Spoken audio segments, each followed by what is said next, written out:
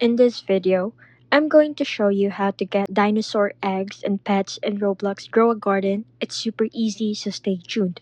First, head to the middle area where you see the sign that says dinosaur eggs.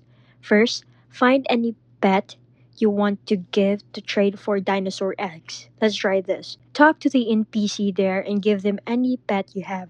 It can be literally any pet except dinosaurs.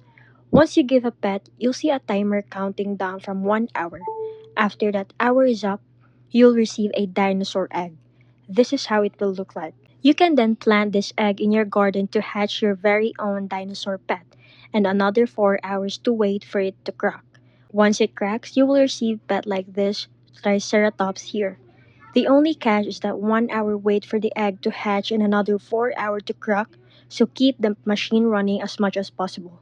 If you need more pets to trade, check out the rare egg in the shop. It's a good way to get more pets fast. And that's it. Now you know how to get dinosaur eggs and pets and grow a garden.